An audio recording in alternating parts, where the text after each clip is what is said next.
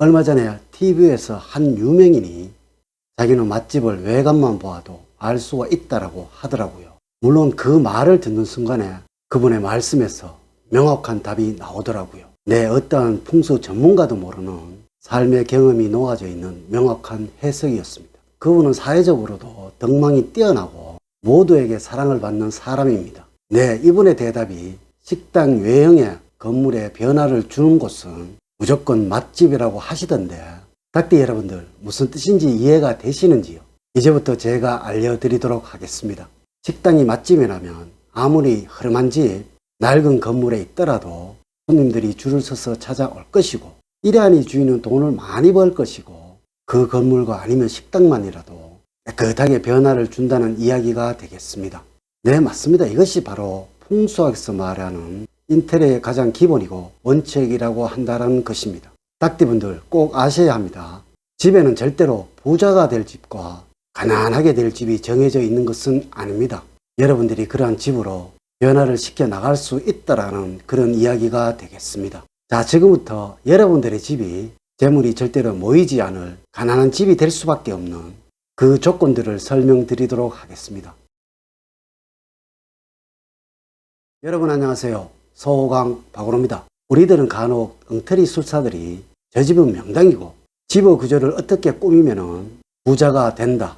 또한 집의 구조가 어떠하면 가난해질 수밖에 없다. 말도 안 되는 이야기를 간혹 들을 수가 있습니다.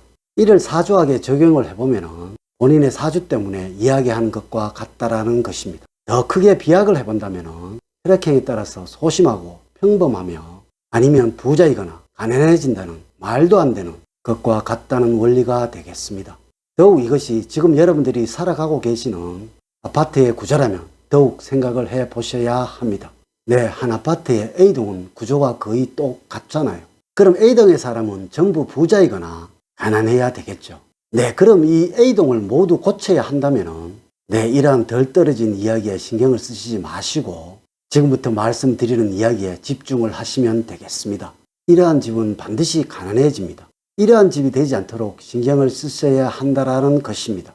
첫 번째로 너무나 들어가기 싫어하는 집이라고 할 수가 있겠네요.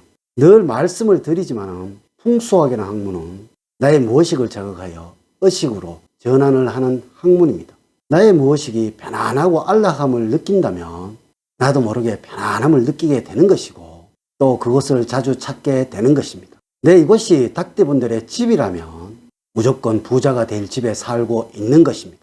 하지만 왠지 모르게 식구들이 집안에 들어오기 싫어하고 밖으로 배회를 하거나 집안에 머무는 식구들이 없다면 분명 여러분들도 모르는 그 무엇인가를 식구들이 무엇이겠어 그 불편함을 받고 있기 때문에 그러한 것입니다. 이는 현관으로 들어가서 바로 보이는 거실에서 그 이유를 찾아보아야 합니다. 먼저 정면에 놓여있는 TV의 뒷벽을 한번 살펴보세요. 또한 가족의 사진이 똑바로 걸려있는지 걸려있는 그림들의 기운들이 너무 강한 것은 아닌지 거실에 있는 화초의 꽃의 크기가 너무나 크지는 않는지 죽거나 시들어가고 있지는 않는지 소파가 낡거나 고장이 나서 어디 한쪽으로 기울어져서 소파의 역할을 제대로 못하는지를 꼭 살펴보셔야 합니다.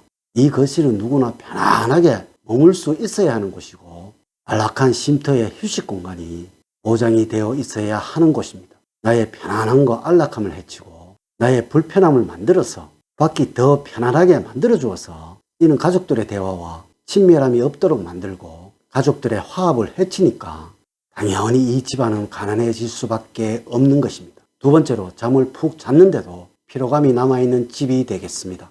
이는 하루의 일을 마무리하고서 깊은 잠을 자는 침실에서 그 이유를 찾아야 합니다. 분명 여러분들도 그 불편함이 느껴지는 그 무엇을 찾을 수가 있을 거예요. 이는 침대의 머리 방향이라든가 침실의 구조와는 전혀 상관이 없다는 것을 아셔야 합니다.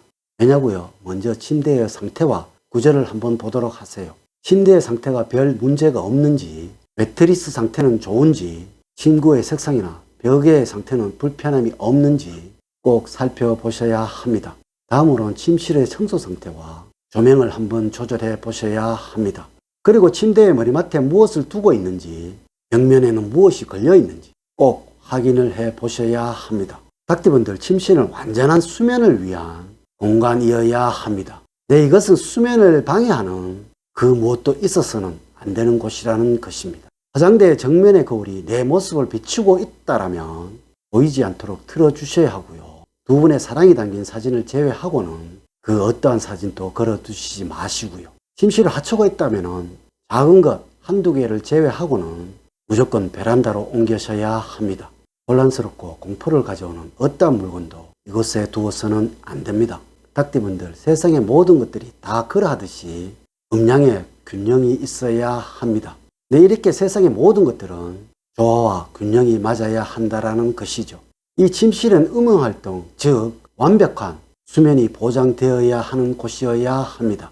이 음의 균형이 틀어져 버리면 조화를 이루는 양의 기운 역시 사라질 것이고, 닭띠분들이 하시는 어떠한 일들이라도 이 음의 균형이 틀어져 버리면 조화를 이루는 양의 기운 역시 살아나지 않는다는 것입니다. 닭띠분들이 하시는 어떠한 일들도 어려움과 고난이 만들어질 것이고, 이는 닭띠분들을 가난하고 힘드는 삶으로 만들어 갈 것입니다. 지금 여러분들이 하시는 일에서 어려움을 겪고 계시다고요? 그럼 오늘 침실부터 한번 살펴보도록 하세요. 세 번째로, 가족들이 아프거나 흉사가 생기는 집이 되겠습니다. 이는 분명히 주방이나 화장실에 있어서는 안 되는 물건이나 균형을 깨뜨리는 물건이 있기 때문에 그러한 것입니다. 먼저 칼을 한번 살펴보도록 하세요. 눈에 잘 띄는 곳에 있는지, 아래가 아닌 거실을 향하고 있는지, 또한 벽에 천장을 향하고 있는지 꼭 살펴보셔야 합니다. 또한 화장실에서 냄새가 나고 있지는 않는지, 환풍은 잘 되고 있는지, 화장실에 놓여있는 타일이나 변기, 세면대가 깨어져 있거나 고장나 있지는 않는지 꼭 살펴보셔야 합니다. 한마디로 여러분들의 무엇이 이 모든 것들을 느끼고 있으며 그 불편한 무엇식들이 여러분들의 행동을 만들어내기에 그러한 것입니다. 네 번째로는, 가족들의 다툼이 너무나 많은 집이 되겠습니다.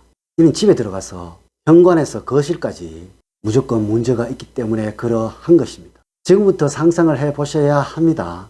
현관이 너무 길고 좁지는 않는지, 현관에 절대로 두어서는 안 되는 물건이 있지는 않는지, 현관에 거울이 깨어져 있거나 때가 묻어 있거나 녹이 쓰러져 있지는 않는지 꼭 한번 확인을 해 보셔야 합니다.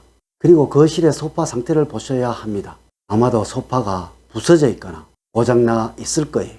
여러분들의 가족들의 다툼이 많다면 이 가정에는 화목과 사랑이 없다라는 것입니다. 닭띠 여러분들, 좋은 운은 반드시 화목한 가정에 들어오게 되는 것입니다. 혹시 가까운 친인척분들 중에서 여러분들의 화목운을 깨뜨린 분이 있다라면 직계 가족을 제외하고는 인연을 끊어버리는 것이 좋습니다. 물론 이러한 사람들은 집안에 들어오게 해서는 안 됩니다. 그래야만 부와 행복이 만들어진다라는 것입니다. 여러분들, 부와 행복이라는 것은 절대로 어느 한 사람의 힘만으로 만들어지는 것은 없습니다. 네, 우리 가족 구성원들의 웃음과 미소, 화합을 통해서 만들어지게 되는 것입니다. 오늘 알려드린 내용들 꼭 명심을 하셔서 닭띠 여러분들 가정에 행복과 사랑, 번영망 가득하시기를 기원을 드리겠습니다. 늘 사랑과 행복이 넘치는 삶 만들어 가세요. 오늘 긴 시간 시청해 주셔서 감사드립니다. 감사합니다.